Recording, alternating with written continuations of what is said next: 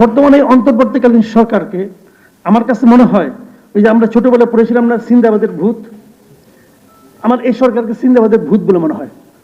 কাঁধে তো উঠে বসেছে, নামাবেন কিভাবে এটা ভাবেন আগে, কারণ ওনারা বসে এত আরাম পেয়ে গেছে যে আর নামতে চায় না।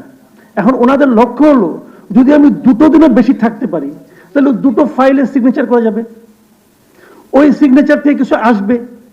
চিন্তাটা এখন ওই পর্যায়ে যে ঠিক আছে, সেটা কিভাবে কি করবেন এটা নিয়ে সবাইকে এখন ভাবতে হবে। সংস্কার নিয়ে আলোচনা করা হচ্ছে, আমি খুব সংক্ষেপে বলছি, পয়েন্টগুলো টাচ করে যাচ্ছি। সংস্কার নিয়ে আলোচনা করা হচ্ছে। সংস্কারটা কি আসলে, তারা কি সংস্কার করবে? গত 11 মাসে তারা কি সংস্কার দেখাতে পেরেছে এটা আমাকে বলেন।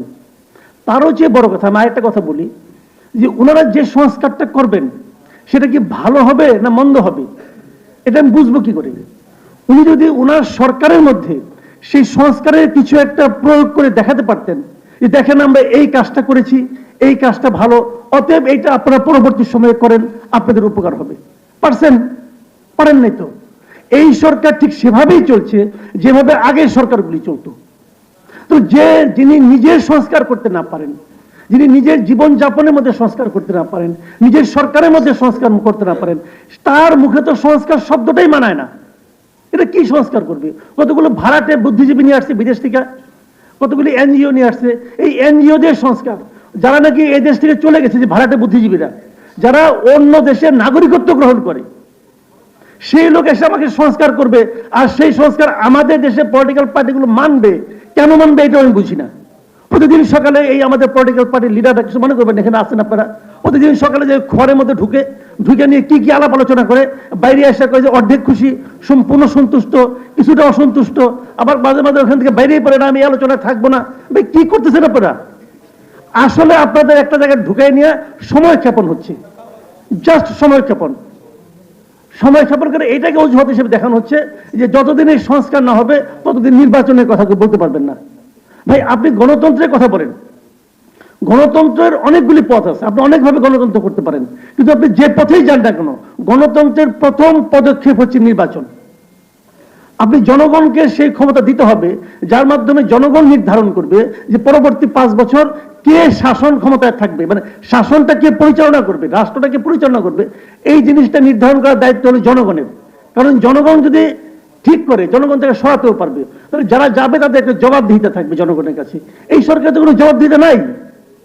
যাই হোক, আমি এটা নিয়ে আর ডিটেল যাবো না। আমি আর্টিকেলটা দেখলাম বসে বসে, এখানে আমি একটু পরে এসেছি, সম্পূর্ণ দেখা হয় নাই। তো এটা দেখলাম, উনি তত্ত্বাবধায়ক সরকারের বিভিন্ন দেশের উদাহরণ টেনেছেন, অনেক পরিশ্রম করেছেন, কোনো সন্দেহ নাই।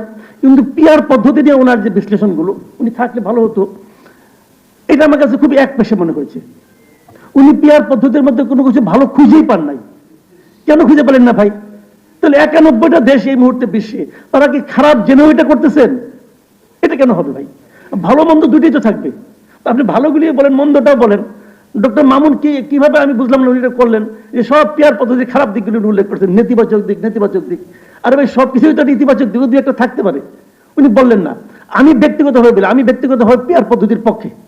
আমি মনে করি পিআর পদ্ধতিতে প্রত্যেকটা জনগণের অপিনিয়নটা সেখানে আসে। তবে এখানে একটা কথা, এখন যখন পিআর পদ্ধতি নিয়ে আলোচনা হচ্ছে, এখন আমি মনে করি এটা জন্য সময় সাপেক্ষ একটা ব্যাপার। এই অল্প সময়ের মধ্যে এটা নিয়ে আলোচনা করতে গেলে বিষয়টা আরো ঝুলে যাবে বলে আমি মনে করি। আর আরেকটা কথা বলি আমি, সেটা হলো গিয়ে যে নির্বাচনের তারিখ নিয়ে, এটাও আমার একটা বড় আপত্তির জায়গা। আমি তো মনে করি নির্বাচন হওয়া উচিত অক্টোবরে, এটা আমি আগের থেকে বলতেছি। আমাদের দেশে যে জলবায়ু, যে আবহাওয়া, সেখানে অক্টোবর হলো নির্বাচনের বেস্ট টাইম। সেটা নিয়ে বিএনপি আগে ডিসেম্বর বললো, ঠিক আছে ডিসেম্বরেও চলে। বিএনপি ডিসেম্বর থেকে ফেব্রুয়ারিতে কেন গেল ভাই? এই জিনিসটা আমার বুঝে আসে না।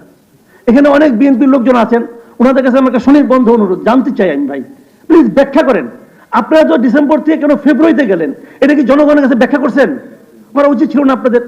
আপনারা তো জনগণকে নিয়ে রাজনীতি করেন, আপনি জনগণকে জিজ্ঞাসা করছেন? করেন নাই। আপনার নেতা মনে করছে ফেব্রুয়ারিতে যাওয়া উচিত, উনি চলে গেছেন, আর আপনারা সবাই মিলে বলতেছেন বাহবা। কেন বাহবা? ব্যাখ্যা করেন। আমি তো ব্যাখ্যা পাই না কোনো। কেন আপনি ফেব্রুয়ারিতে যাবেন? আমি ডিসেম্বরে নয় কেন? আপনি যদি পরে ওটা ব্যাখ্যা করতেন যে এই কারণে ডিসেম্বরে করলে বিরাট ক্ষতি হয়ে যাবে দেশ ও জাতির, আমি মানতাম। কোনো ব্যাখ্যা তো নাই, ব্যাখ্যাটা দেন। এই যে ফেব্রুয়ারিতে গেছেন, এখন দেখেন ফেব্রুয়ারিতে ইলেকশন হয় কিনা। ডক্টর ইউনূস একবারও বলছে ফেব্রুয়ারিতে ইলেকশন করবে? একবারও সে বলে নাই।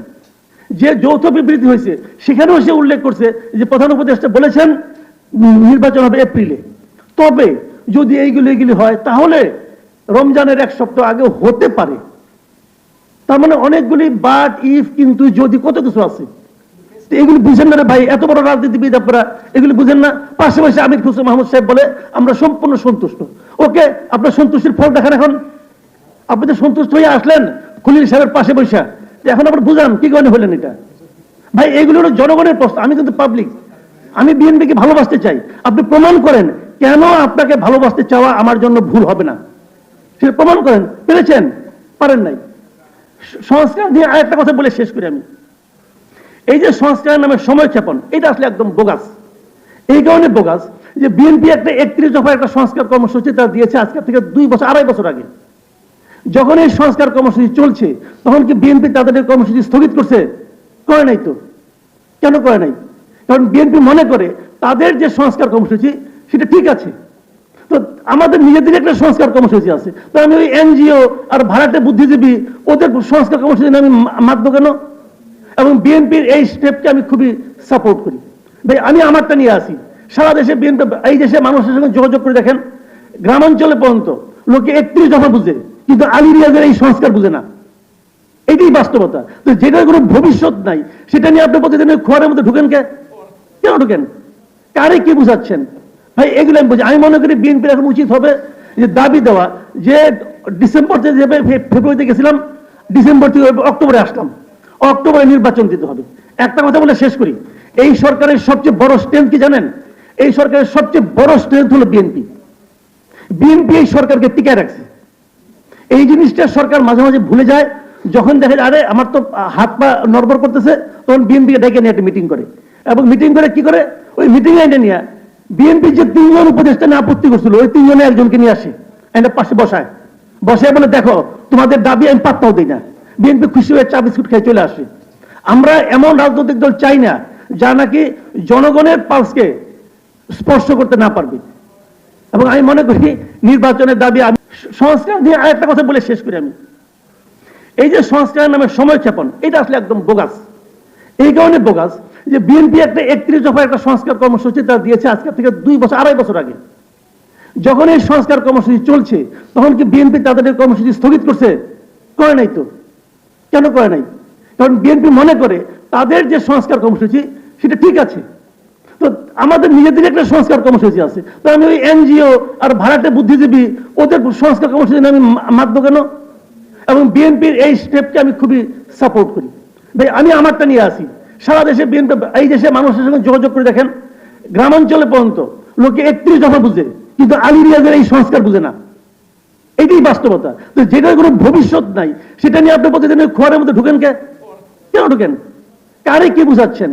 ভাই এগুলো আমি বুঝি। আমি মনে করি বিএনপির এখন উচিত হবে যে দাবি দেওয়া যে ডিসেম্বর থেকে ফেব্রুয়ারিতে গেছিলাম, ডিসেম্বর থেকে অক্টোবরে আসলাম, অক্টোবরে নির্বাচন দিতে হবে। একটা কথা বলে শেষ করি, এই সরকারের সবচেয়ে বড় স্ট্রেংথ কি জানেন? এই সরকারের সবচেয়ে বড় স্ট্রেংথ হলো বিএনপি। বিএনপি এই সরকারকে টিকায় রাখছে। এই জিনিসটা সরকার মাঝে মাঝে ভুলে যায়।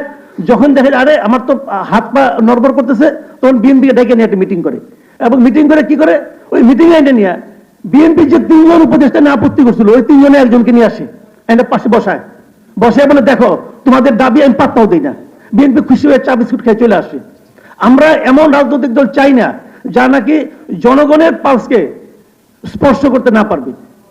এবং আমি মনে করি নির্বাচনের দাবি